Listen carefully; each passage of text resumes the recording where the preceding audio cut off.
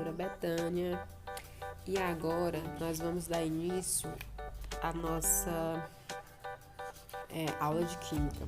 O tema da nossa aula de hoje é Introdução ao Estudo da Química. Os tópicos que a gente irá abordar nesta aula é conceito, breve histórico e um pouco da importância da Química para nossas vidas. E eu começo perguntando, o que é Química? A Química está presente no nosso cotidiano, em nossa vida, em nosso dia a dia. Onde podemos encontrar Química? Alguém pode me responder? Bom, gente, Química é uma ciência que estuda a matéria. E o que vem ser matéria? Matéria é tudo que tem massa e ocupa lugar no espaço. Estuda a composição da matéria e as propriedades, as transformações que a matéria sofre e as variações de energia que acompanham essas transformações. E para a gente entender Química, como tudo começou, a gente vai ver um pouco da história da Química. Aí vocês me perguntam, como assim, professora? História da Química por trás de tudo que a gente conhece hoje, que a gente sabe hoje, vem lá dos tempos antigos, muito tempo antes. Tudo começou lá na pré-história, que engloba também a chamada Idade da Pedra, que foi por volta de 5.000 a.C. Nós podemos observar nessa primeira imagem que o homem pré-histórico ele aprendeu a manipular e transformar madeiras, ossos, rochas e peles, podendo assim fabricar objetos e ferramentas.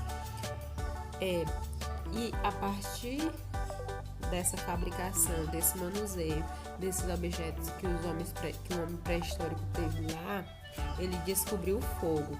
E a partir dessa descoberta do fogo, ele foi possível provocar novas transformações, olha só, transformações na alimentação, produção de utensílio, entre outras coisas que eles faziam naquela época. E a gente pode observar aqui nessa segunda imagem que foi na cozinha, o primeiro laboratório de química, já que era na cozinha, né, que era transformado os alimentos através do cozimento. E também foi na cozinha que os chineses descobriram a pólvora negra durante o século X. E foi a partir de então, que a gente pode observar nessa terceira imagem, a partir de 3.000 a.C., que o homem pré-histórico ele começou a extrair os metais na mineração. E os primeiros metais que eles utilizavam foi ouro e cobre naquela época. Eles começaram a extrair, que a gente pode observar aqui nesta última imagem, a imagem de uma mineração, que foram onde eles começaram a descobrir o ouro. Aí aqui eu trouxe para vocês o filósofo Empédocles. O filósofo Empédocles, ele imaginou que toda a matéria era formada por 4 elementos. Quais são os 4 elementos? Fogo, ar, terra e água. Ele acreditava nisso, mas porque naquela época os estudiosos, eles imaginavam coisas. Aí, a partir daí, em 400 a.C., os filósofos gregos Leucipo e Demócrito, que a gente pode observar nessa outra imagem, eles propuseram que toda a matéria era constituída por pequenas partículas, que a gente pode observar nessa imagem. Eles acreditavam que se a gente pegasse uma rocha, por exemplo, fosse dividindo ela, ia chegar a um ponto que a gente não conseguiria dividir mais. Aí surgiu a palavra átomos, que o A significa não e tomos é partes. Ou seja, que a matéria era constituída de partes indivisíveis, ou seja, que a gente não conseguia dividir mais. Aí, quando por volta de 300 a.C., Aristóteles, outro filósofo grego, ele aprimorou a ideia dos 4 elementos, porque ele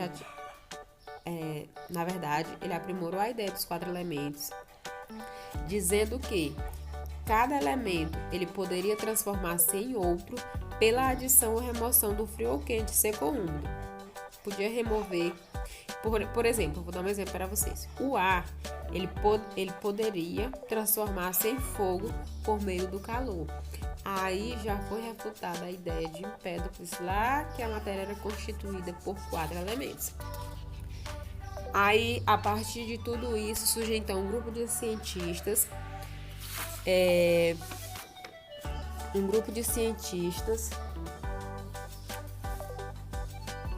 que denominaram que eles, na verdade,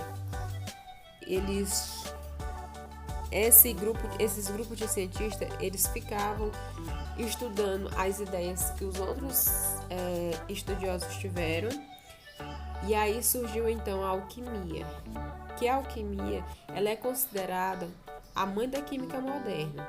Porém, a alquimia não é considerada uma ciência.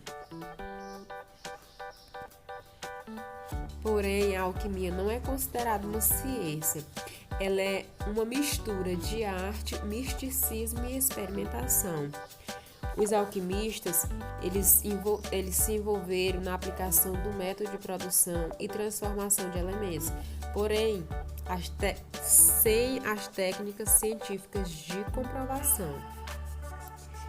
Foi muito utilizada na Antiguidade e Idade Média. Se desenvolveu entre os árabes e europeus.